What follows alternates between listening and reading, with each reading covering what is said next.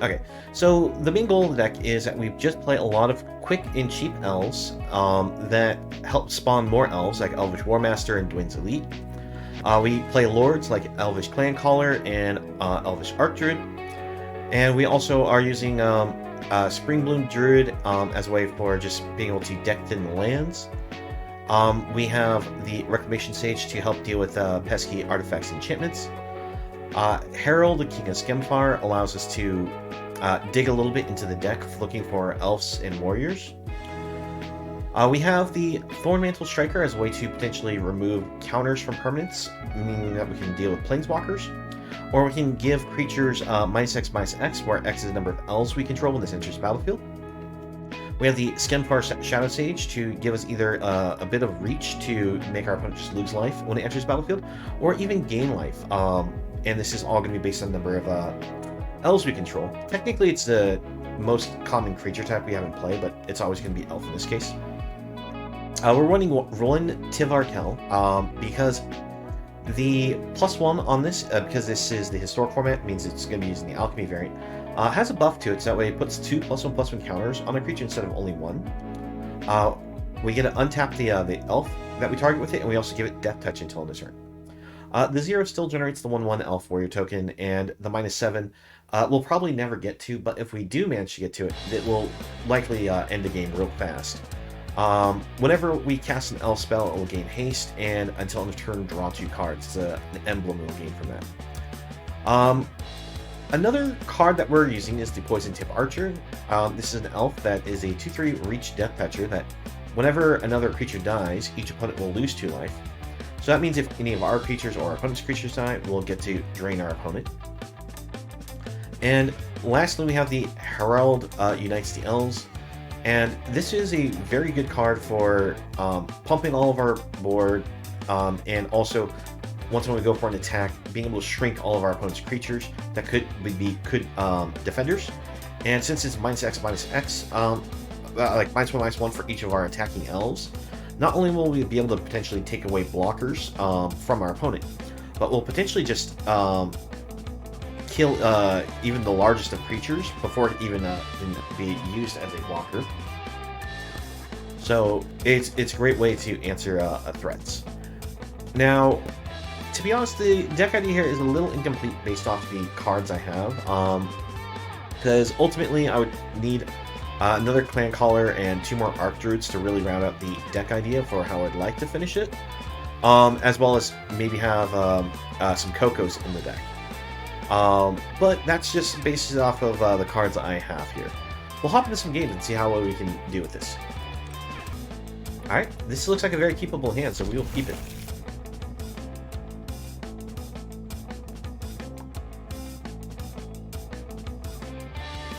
The only problem with this hand is a bit slow with the 4 drops here. But with the Llanowar Elf, we could potentially play these on turn 3. And thanks to Striker, we have the option to potentially kill any early threat from our opponent.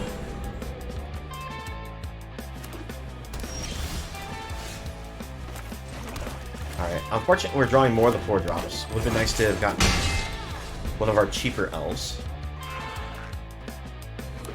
Also should have played this tapped for our land source. We're dealing with someone who's using alchemy cards.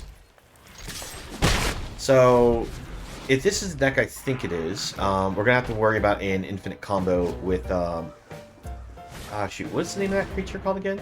Like, something Lark. Vesper Lark, I believe is what it's called. Now, this Kozilek actually doesn't get to take anything from our hand. And so I'm a tad late, I was asking. No worries. Hey, it's perfectly fine. No. You get here when you get here. You get to enjoy the games when you can. Alright. I went for the Poison Tipped Archer over King Skemfar. That way we can punish opponent for potentially killing our cards. But also, that way we have a chance to... I'm actually going to go Herald King here. See what we get off the top. We don't have enough elves. I feel like we need to rush this Archdruid out right now.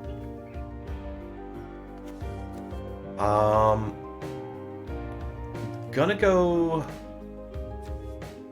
It's actually a tough call between Clancaller and Warmaster. I think I'll go Clancaller.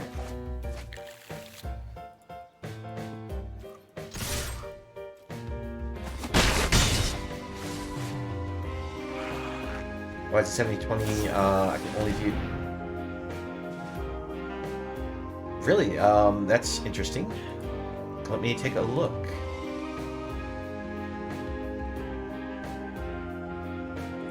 This should be going up to 1080.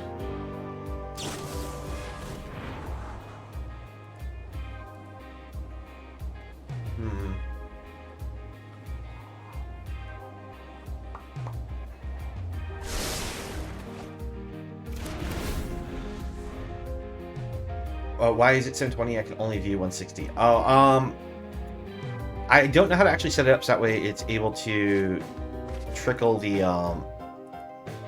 quality. I only know how to really set it to 1. But it should be actually going higher than it is. Alright. Opponent does do a sweeper. Our poison tip archer gets some damage through. Alright, let's go ahead and get our Visionary down. And we'll go to Clancaller.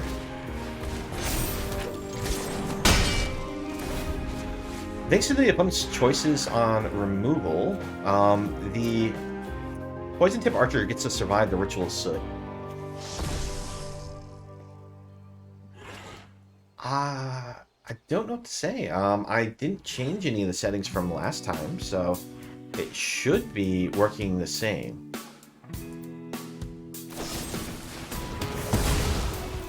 Alright, opponent uses Hero's Downfall to kill that. We'll go for Archdruid. With the opponent down to 5, we're kind of forcing them to need another sweeper.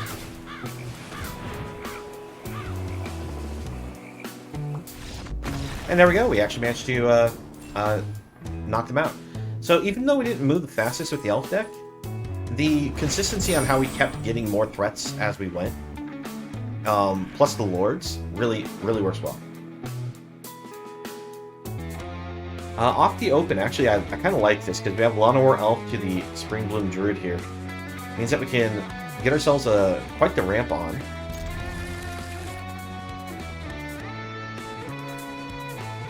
Oh, sorry, I guess I overcounted there.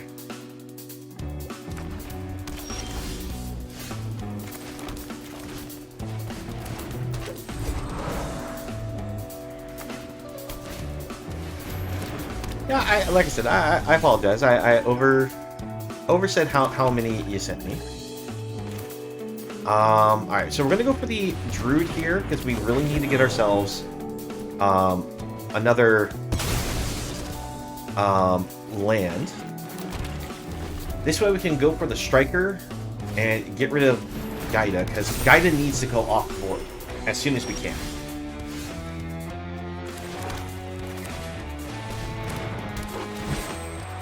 So, target creature gets -X. And we'll also bring out the Shepherd.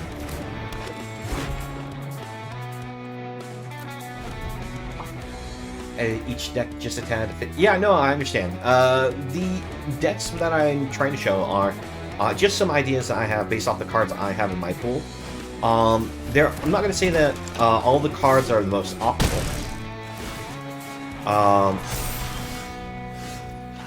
And I did try to do the best I could to even suggest some cards for you that were outside of my pool as well. Alright, so based off what the opponent has played, let's bring down another Striker. This way we can get... Oh, I hit the wrong side on that. That was a mistake. I'm going to get punished hard for that. Because... the first option's the remove counter, second option's the -X. I meant to choose the -X. Would have killed the Aspire there, and would have definitely made it a lot easier for us.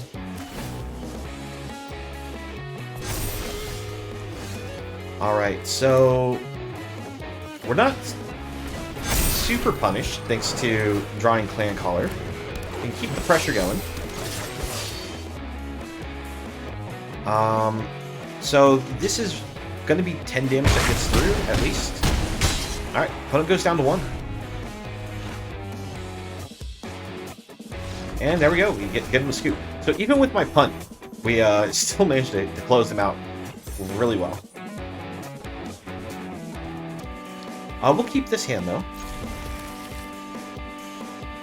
It's going to be a little painful from the Overgrown Tomb here, but that's fine. That's good to hear. I mean, most of the cards I suggested would still allow it to go wide, and it is an early body, the Abomination. To make it so that way, it still has a creature that gets bigger as a threat to keep going with the deck, so I don't see it as a bad thing to have in the deck. I was just, it's when you have to make cuts, it's where do you trim from?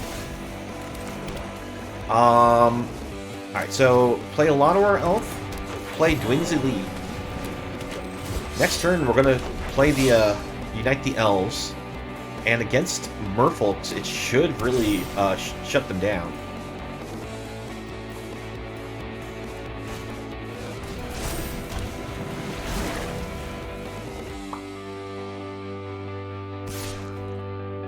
No blocks. Actually, do we... I could go Llanowar Elf Clancaller, but I think it's still better just to go for the Unite the Elves. Alright. We hit an Archdruid. That's perfect. We'll swing this, hold the 3/3 back.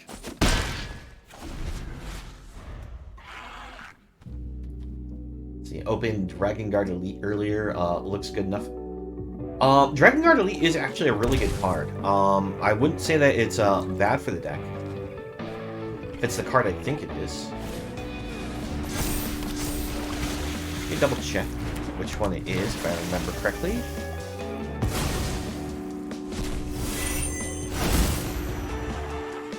Oh, it's a good card, but not for the deck style, I don't think. Let's see. Trade against their lord.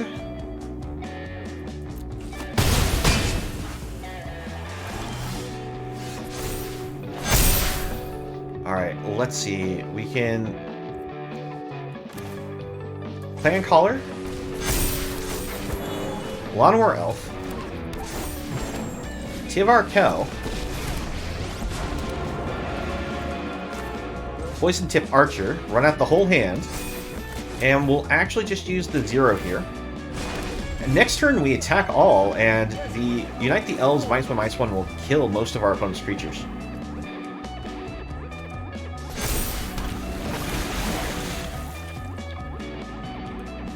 Let's see, so 1, 2, 3, 4, 5, 6. So 1, 2, 3, 1, 2, and then we'll have 2 extras. Alright, we'll just block there. No need to block anywhere else. Yeah, putting scooped it up. A Lord is actually a great example. Is on this board, by the way.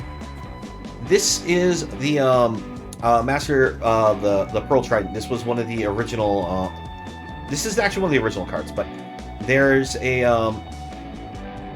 bunch of these creatures that, whenever they're on the board, it gives all of your creatures +1/+1, usually of a certain creature type. In this case, for Merfolks, this is an example of a Lord. So is the Merfolk Mistfinder. Other Merfolks you control get +1/+1. On our side, we have the Elvish Clancaller, and we have the Elvish Archdruid. The original cards, when they were first released, that were back in, like, Alpha for Magic, all of them were called Lords.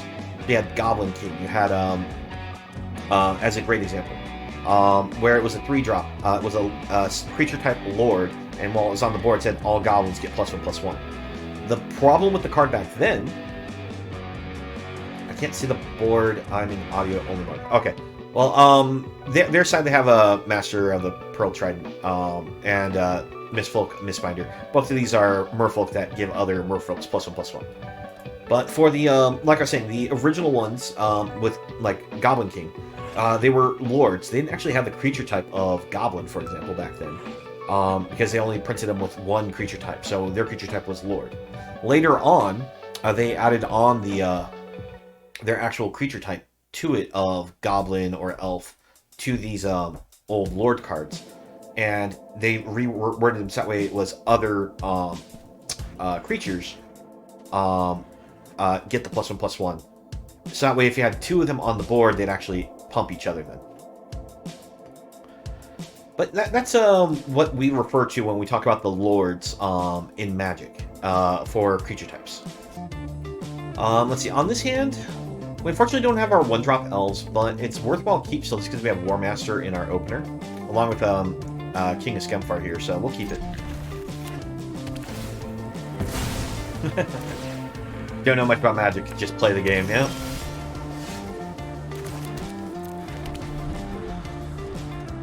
There are some people that they're not very good at deck building, but they learn the game just based off of what's, you know, other people make for decks, and they just have fun playing those. So I'm not gonna say in order to play Magic you have to be a master deck builder. You just enjoy the game. All right, looks like we're against Black Blue Mill.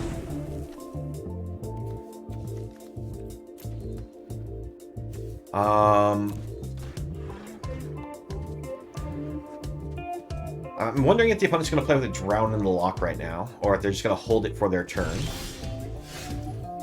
Looks like they're going to hold it. We will attempt a King of Skemfar here. We're going to force them to either choose to counter the Herald or kill Warmaster. Oh, they choose neither.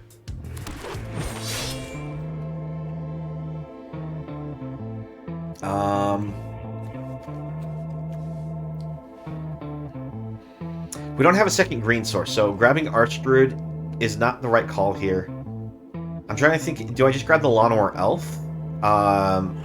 Unfortunately, we won't have any real play for that turn besides Llanowar Elf.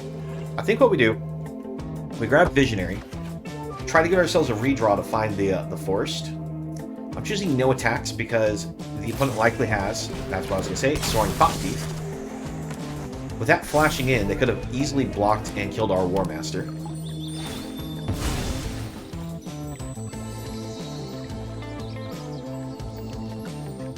Make good constructs and build abilities.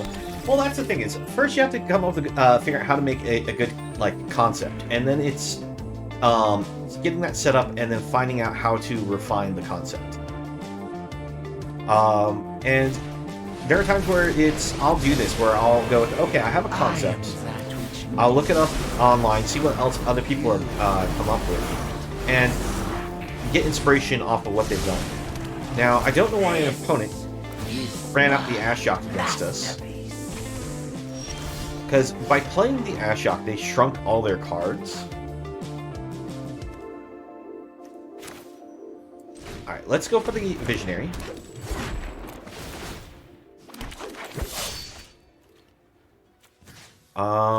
We just go for the opponent's face.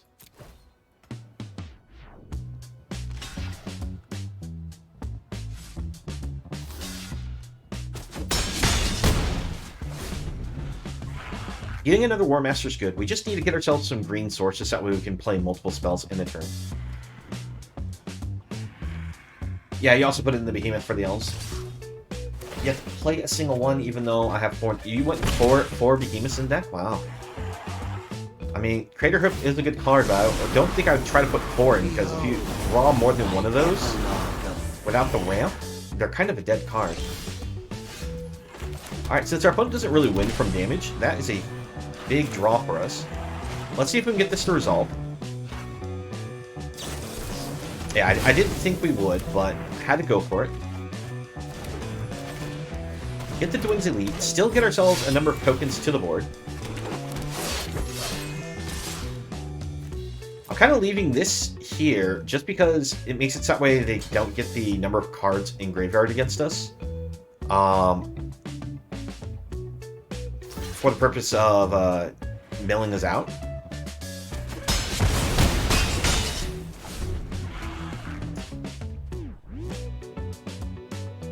I actually don't know how you ever perform a brutality. That's one thing I never learned from playing Mortal Kombat. I did learn how to do certain fatalities, but I never truly took the time to learn how to do the brutalities.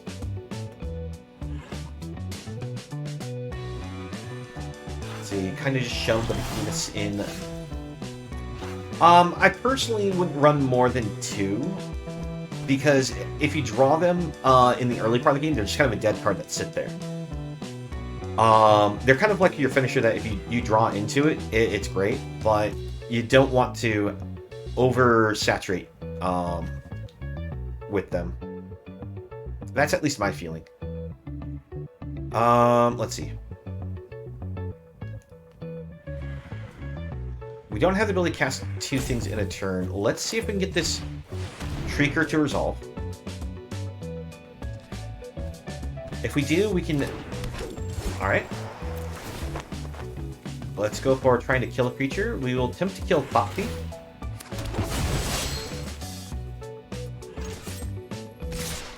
Let's see, 18 cards left in deck.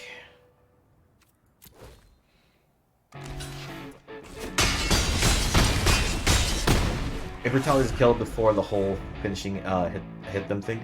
Yes, but I never learned what like the combos were that you had to do to actually perform it to say Brutality. But we managed to beat the Black-Blue Mill deck, but unfortunately I think the opponent was a little confused. Like, they shouldn't have brought in this Ashiok against us. This was just not a good play for them. While it does activate to, you know, mill us cards, by exiling our graveyard, it shut off their Thought Thief, and it also shut off their Thieves Guild Enforcer. And it made it so that we didn't worry about attacking in and going for racing. Alright, let's see. On this game, I think this one actually is a mulligan. While we have the 3 lands and we have cards to play, none of them go quick, none of them interact with our opponent. This 2-drop here, we never really want to play this without having another elf on the board. So we're basically saying until turn 3 did we do something, and that might just be way too slow for what we're generally playing against. Alright, even though we only have 2 lands, this is a much better hand. I'm going to put these Shadowsage on the bottom.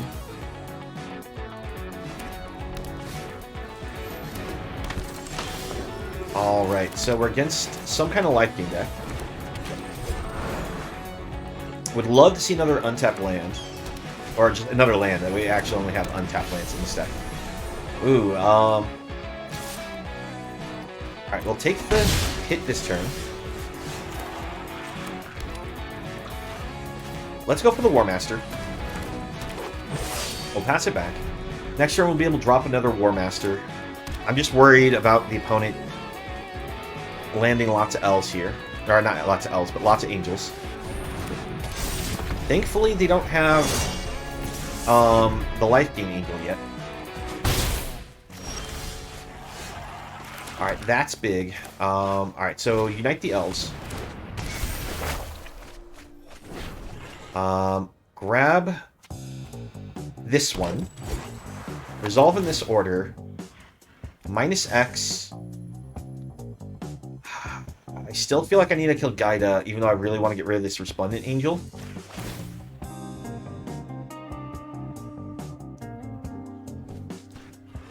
So, by getting rid of the Gaida, we make it so with their elves, their angels, when they enter the battlefield, won't get more +1/+1 counters put on them.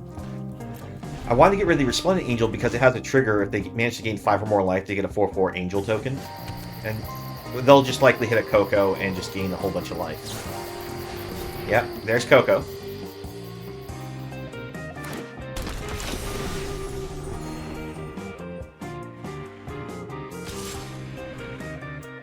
Oh,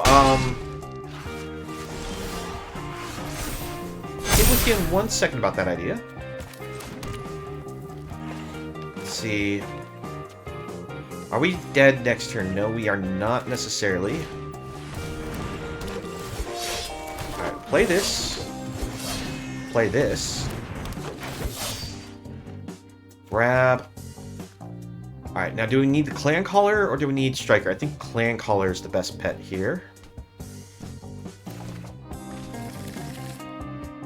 We'll attack with this.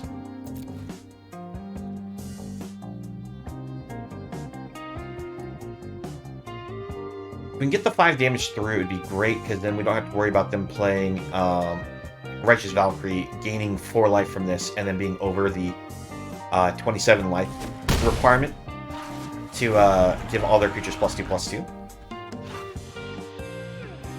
If they have another Coco, we could just be done here, depending on what they hit with it. Alright, Bishop of Wings again to another useful Valkyrie means that they're going to get enough life that they're going to get the token.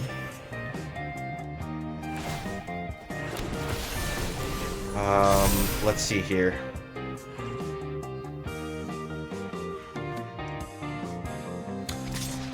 Yeah, sorry, one moment.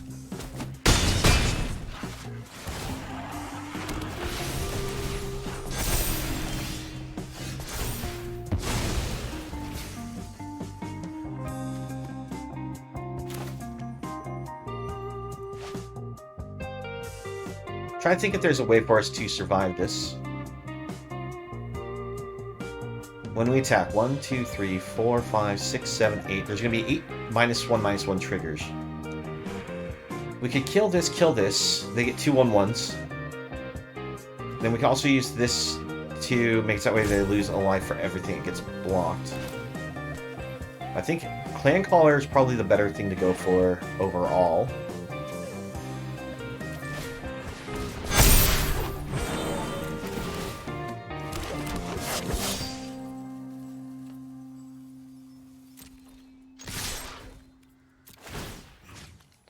See.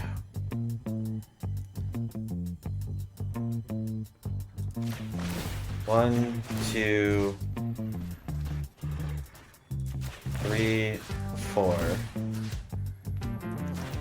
5, 6, 7, 8.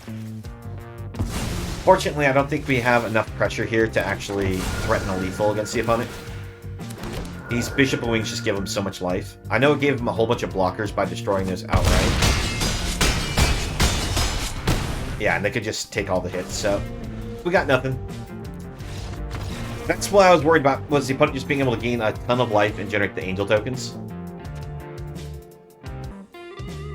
Alright, this seems actually very good.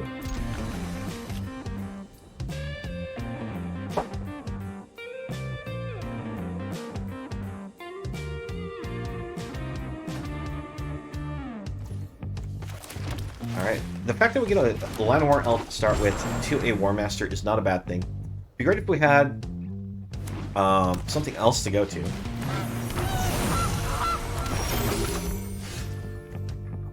Actually, just to mess with the opponent, I'm going to play this Rex Sage just to destroy that food token. This way the Gilded Goose won't provide a mana for a turn, and they'll have to spend like a turn to generate another food token.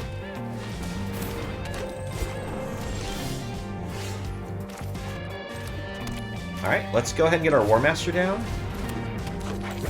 And we'll bring out a Clancaller as well.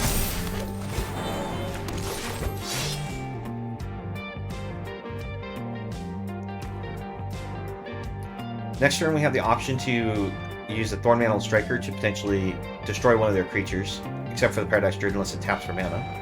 And then we also do have the Springbloom Druid here just to, you know, plus some more.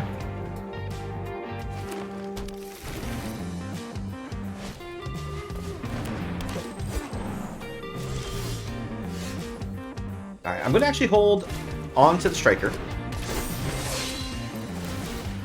because I don't see an immediate threat that we need to get rid of right now, and that was a whole lot of lands that we just went through.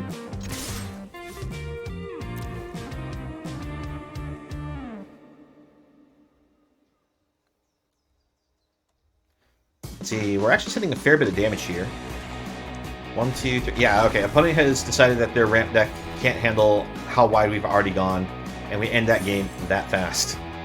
So this is one of those things, like I said, it's like, I did say Craterhoof Behemoth's good for the deck, and the reason why I also don't suggest, 4 copies, I only suggest like 2 at most, is because you will end a game this quick a lot of the times, where the Behemoth has no chance to come down.